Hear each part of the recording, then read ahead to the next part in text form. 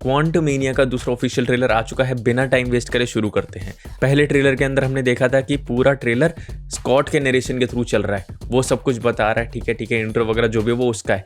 But अब वो role है ना, वो कैंग को दे दिया है, यहाँ पे उसके थ्रू चल रहा है, वो बता रहा है, उससे स्टार्ट होता है ट्रेलर एंड उस पर ही एंड होता है। Like in the beginning we see कि कैसे बिल्कुल पॉजिटिव भाई करके वो अपने काम निकलवा रहा है, एंड इन द एंड कि हाउ ही चेंजेस एंड एकदम घमासान लड़ाई वड़ाई हो रही है वो। तो यहाँ पे उसका डोमिनेशन ज्यादा दिखाया गया है कैंग का दूसरे ट्रेलर के अंदर। बात अगर करें कि वो किस डील के बारे में बात कर रहे हैं, क्यों एक दूसरे के साथ काम करेंगे, क्योंकि हमें ट्रेलर से दिख रहा है ना कि ये है ना एकदम बिल्कुल विलन वाला सिचुएशन नहीं होने वाला कि there is a hero and there is a villain and they are going to fight. No, it's going to be different. जैसे थोड़ा थ्रिलर मूवीज के अंदर होता था ना कि विलन हीरो के साथ ही काम कर रहा है जब तक वो ट्रेजर नहीं मिल जाता है, and then the moment they find that chest और समथिंग वो स्विच कर जाता है साइड्स एंड देन वो हमें लड़ाई देखने को मिलती है। सेम यहाँ पर होने वाला है कि वो किसी तरीके से वो टाइम को रीगेन करने के लिए कुछ कर रहे हैं। It's something related to time कि कैसे Dev lost a lot of time and कैसे how he is trapped in that quantum realm और समथिंग, कि वो कैसे वहां पर और कैसे उसके अंदर एंटमैन उसकी मदद कर सकता है। क्योंकि इसी से है ना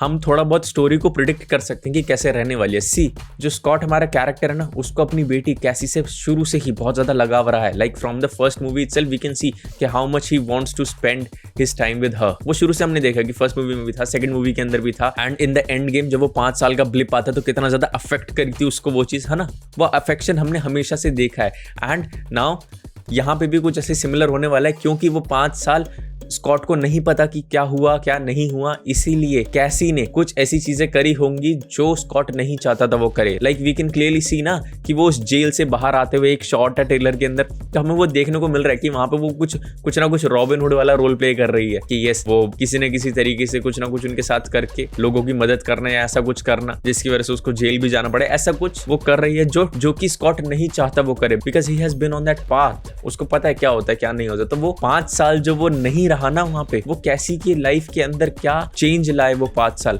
उसको बदलने के लिए भी वो कैंग के साथ आ सकता है। देयर इज अ चांस कि उनको चेंज करने के लिए या कैसी के साथ दोबारा वो अपने 5 साल जो वो खो चुका है वो दोबारा पाने के लिए he will go for that deal कि हाँ टाइम हमें वापस लाना है, मुझे भी वापस ये 5 साल बिताने हैं। बिकॉज कैंग उसको भरोसा दिला सकता है कि yes there is a universe out there जहां पर तुम जाके रह सकते हो अपनी बेटी के साथ और दोबारा वो जो तुमने 5 साल खोए हैं वो तुम दोबारा जी सकते हो बिना कुछ गवाए। लाइक फेक प्रॉमिसेस वगैरह होते रहते, विलन्स करते रहते, तो वो एक चीज हो सकती है एंड उसकी वजह से ही वो दोनों साथ में आके काम करेंगे। But later Scott will realise कि ये तो सही बंदा नहीं है, क्योंकि जेनेट जो है ना होप की मम्मी, हाँ वो किसी ना किसी तरीके से इस चीज से कनेक्टेड है। वो उसको अलर्ट करेगी कि ये सही बंदा नहीं है, वो कुछ भी कर सकता है। And from the dialogue itself we can hear her कि वो कैसे बता रही है कि वो क्रिएशन वगैरह टाइम को कंट्रोल वगैरह सब कुछ कर सकता है, लेकिन वो फिर भी क्वांटम रेल्म के अंदर ही फंसा हुआ है। क्यों? शी हैज डन समथिंग जिसकी वजह से वहां पे कैद है या कुछ भी ऐसा, and now that is why he needs Antman's help. तो वहां पे कुछ ना कुछ हमें जेनेट का भी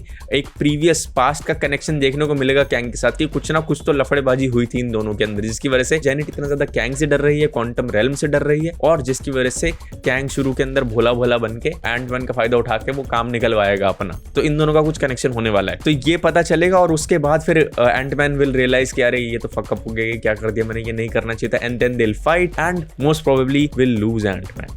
यस ये एक अप्रोक्सीमेट स्टोरी रहने वाली है एंड इसके अंदर है ना एंटमैन का बहुत ज्यादा प्रोमिनेंट रोल रहने वाला है। लाइक हमें वो जो कॉमिक रिलीफ वाला एंटमैन था ना जो हमने हमेशा से देखते हुए आए हम, लाइक एंटमैन 1 के अंदर वही, 2 के अंदर वही, इन्फिनिटी वॉर के अंदर, सिविल वॉर के अंदर, एंड गेम के अंदर, सबके अंदर है ना एक कॉमिक रिलीफ के लिए रखा गया था एंटमैन को। बट एंड गेम के अंदर इतना ज्यादा नहीं, क्योंकि एंड गेम के अंदर एंटमैन वाज द रीजन जिसकी वजह से वो टाइम में ट्रैवल वगैरह कर पाए। तो अब है ना वो जो लेवल था उससे अब ऊपर होता हुआ दिखेगा हमें एंटमैन का character. Like he will be levelling up because he know कि आयरन मैन नहीं है, स्टीव रॉजर्स नहीं है, थॉर का कुछ पता नहीं है, डॉक्टर स्ट्रेंज भी अपने आप में बिजी रहते हैं, और नताशा है वो भी नहीं है। मतलब जो बड़े बड़े नाम थे ना हीरोज के अंदर वो नहीं है, तो it should be him who is going to do something, and that is why हमें यहाँ पे ना एक सीरियस टोन दिखने वाली है मूवी के अंदर, एंड वो ही मोस्ट प्रोबेबली एक रीजन बनेगा कि यहाँ पे ना एक कैरेक्टर आर्क कंप्लीट होने वाला एक सिचुएशन आने वाला है ना, तो वहां पे वो उसके डिमाइज से ही खत्म करेंगे। बिकॉज जैसे हम देख सकते हैं कि रिसेंट शोज और मूवीज की वजह से यंग एवेंजर्स का भी एक ग्रुप फॉर्म करने वाले हैं, तो फॉर श्योर उसके अंदर कैसी जो न्यू एंटमैन का रोल है है वो प्ले करेगी। तो उसके लिए बहुत ज्यादा इंपॉर्टेंट है एंटमैन का मरना इस मूवी के अंदर या आगे भी किसी मूवी के अंदर। बाकी एंड यहाँ पे है ना कोई जरूरत नहीं है बिल्कुल सीरियस हो जाने की या दुख मनाने की, अरे एंटमैन मर गया ये वो। We are in the multiversal phase of Marvel. तो यहाँ पे अगर कोई मर भी जाता है ना तो वो आसानी से वापस आ सकता है किसी और पैरेलल यूनिवर्स से, थोड़े बहुत कपड़े बदल के, थोड़े बहुत बाल अपने बदल के वो आ सकता है और आके मदद कर सकता है। तो इतना ज्यादा कोई डरने की बात नहीं है। लेकिन ऐसा भी नहीं कि स्टेक्स नहीं है, स्टेक्स बहुत हाई है। एंड ये है ना हमें ट्रेलर के अंदर देखने को मिल सकता है। और ये जो भी मैंने मल्टीवर्स वाली बात बोली ना कि यस कि अगर कोई भी मरता है तो उसकी जो भी वो सब्स्टिट्यूट है वो आ सकता है पैरेलल यूनिवर्स से या फलाना डिमकाना जो भी है। तो यही रीजन है कि सीक्रेट वॉर्स मूवी आने वाली है। Because see Marvel knows very well कि मल्टीवर्स जो थियोरी है वो कितना ज्यादा फैल सकती है, कितना ज्यादा गंद मचा सकती है एक टाइम पर आने के बाद कि लोगों का मन भर जाएगा। तो उसको एंड करने के लिए कॉमिक्स में भी मल्टीवर्स को एंड करने के लिए सीक्रेट वॉर्स हुआ था कि how Doom created a world just to end that war, कि कैसे लोग आपस में लड़ के भिड़ के मर गए थे सबके सब। And Doom came out as a hero, doctor Doom. तो यहाँ पे भी है ना उस मल्टीवर्स को एंड करने के लिए वो सीक्रेट वॉर्स मूवी आने वाला है। तो जब तक वो खत्म नहीं हो जाता ना multiverse, there is no need to remorse. I don't think there is any need to remorse और to feel sad for any character, क्योंकि अगर उसकी जरूरत होगी ना, अगर उसको वो सही वाला सेटिस्फैक्ट्री एंड नहीं दिया जाएगा तो वो किसी न किसी तरीके से किसी न किसी पैरेलल यूनिवर्स से वापस आ जाएगा। और अगर हम यहाँ पे भी देखें ना तो हमें ट्रेलर के अंदर ही दिखाया गया है कि how Antman is cloning himself और कितने ज्यादा सेल्फ है एंटमैन के, but they all are dying to do something which Kang himself can't do. That is why he approached Antman, क्योंकि उसको पता था कि अगर मरेगा तो ये मरेगा। And that is why even in the end of the trailer we see कि एंटमैन बोलता है कि इफ वी लूज टुगेदर, ऐसा करके कुछ बोलता है वो। मैंने डायलॉग मोस्ट प्रोबेबली खराब कर दिया, बट हाँ ऐसा कुछ बोलता है वो। तो इसके अंदर है ना एंटमैन हमें एक अलग एंटमैन देखने वाला है, एक सीरियस नोट वाला एंटमैन देखने वाला है जिसका इम्पैक्ट बहुत ज्यादा पड़ेगा अपने फैंस के ऊपर। एंड फॉर श्योर वो जो सैड मोमेंट होता है ना फैंस के लिए मूवीज के अंदर देखते टाइम कि अरे कोई मर ना जाए, हाँ, तो वो मोस्ट प्रॉब्ली इसके अंदर होने वाला है। बाकी जो मूवी का ड्यूरेशन है वो बहुत कम रहने वाला है, लेकिन फिर भी जिस लेवल पे हमें स्टोरी दिखाई जा रही ना कि ये भी आ गया वो भी आ गया एंड मोडॉक भी आ गया। बाय द वे मोडॉक जो दिखाया है इसके अंदर वो अलग है कॉमिक कॉन वाले मोडॉक से।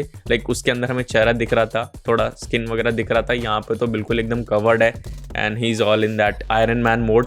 हो सकता है कि वही नॉर्मल वाला मोडैक सूट वगैरह के अंदर आ जाए या ऐसा कुछ पता नहीं, या हो सकता है कि VFX टीम ने दोबारा उस पर काम करा, उसको दोबारा रिवैम्प करा हो। And there is one more thing, जिस तरीके से इसका ओवरऑल प्रोडक्शन लग रहा है ना, इसका स्टोरी देखने में लग रहा है या VFX वगैरह लग रहा है या कुछ भी कहो, लाइक जो क्रेज है ना इसके लिए वो एक नेक्स्ट लेवल पे दिख रहा है कि मार्वल नो कि उन्होंने क्या हरकत करी फेज 4 के अंदर। And that is why they are starting phase 5 with this thing कि जो हमें नो वे होम के लिए एक्साइटमेंट थी ना वो इसके लिए हो रही है लोगों को। फेज 4 के अंदर जो भी ट्रैश हमें झेलना पड़ा ना, अब उससे ऊपर बढ़ चुका है मार्वल और हमें अब इस मूवी के थ्रू एक बढ़िया कमाल की मूवी मिलने वाली है फॉर श्योर। बट बात अगर करें ओवरऑल एक्सपीरियंस की ट्रेलर के, it was an amazing experience.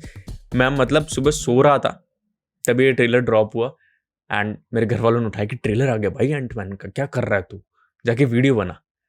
है ये क्या घर वाले बोल रहे, किस लिए? पैसा कमाने के लिए। तो ये जो पीछे तुम बेड देख रहे हो ना, हाँ यही सो रहा था मैं। हाँ तो उठे, तैयार वैयार हुए, मुंह धोया, तैयार तो क्या मुंह धोया आ गए। इसको भी सेट करना पड़ा कि हाँ बुरा नहीं दिखना चाहिए। बाकी पता है ठंड के अंदर जब तुम बेड सेट करते हो ना तो ये जो उंगलियां होती है ना, ये मैट्रेस को उसमें डालने के लिए भाई साहब बिल्कुल दोपहर होने के टाइम पर है ना तब सेट करना चाहिए, नहीं तो हो जाएगा काम। लेकिन फिर भी करा, क्यों? पैसा कमाने के लिए। अरे नहीं भाई, जिससे तुम लोगों को अच्छा कंटेंट मिल सके ना। हाँ see how much I care for you. हाँ बाकी आज के लिए इतना ही था, मिलेंगे किसी और दिन किसी और चीज के बारे में बात करते हुए, तब तक के लिए इतना ही था, बाय।